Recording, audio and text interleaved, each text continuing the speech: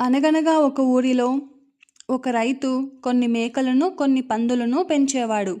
వాటిలో ఒక బుజ్జి మేక, ఒక చిన్న పంది పిల్ల ఉండేవి.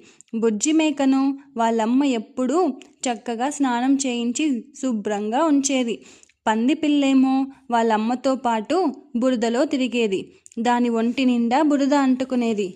పంది పిల్ల ఎదురు పడగానే బుజ్జి మేక ముక్కు మూసుకుంటూ, ఛీ, నువ్వు నా దగ్గరకు రాకు, కంపు, అవతలకు పో అని చీదరించుకునేది. పంది పిల్లకేమో ఆడుకోవడానికి స్నేహితులు లేరు. మేకపిల్లతో ఆడుకుందామంటే అదెప్పుడూ పంది పిల్లను అసహించుకునేది. అమ్మా, నాకు స్నానం చేయించవే, ఇలా ఉంటే నాతో మేకపిల్ల ఆడుకోవట్లేదు అని తల్లితో అంది పందిపిల్ల.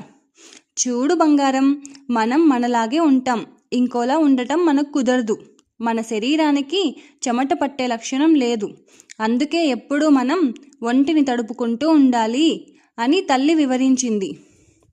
పంది పిల్లకు ఇదంతా అర్థం చేసుకునే వయసు లేదు. కాసేపు వాళ్ళమ్మతో గునిసింది. అమ్మ దాన్ని ఎంతో సముదాయించింది. ఒకరోజు పందిపిల్ల ఒక చోట, మేకపిల్ల ఒక చోట ఆడుకుంటూ ఉన్నాయి. ఇంతలో దూరంగా ఉన్న కొండల మీదుండే నక్క ఒకటి ఎలా పసికట్టిందో మేకపిల్లని పట్టుకుందామని అటువైపు వచ్చింది.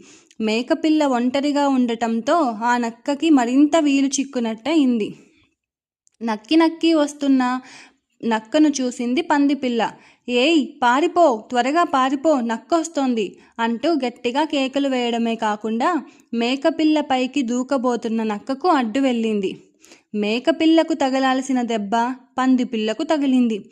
ఈలోగా పందిపిల్ల అరుపు విన్న రైతు పరిగెత్తుకుని వచ్చాడు. అతన్ని చూడగానే నక్క పారిపోయింది. పందిపిల్ల గాయానికి మందు వేసి బాగు చేశాడు రైతు.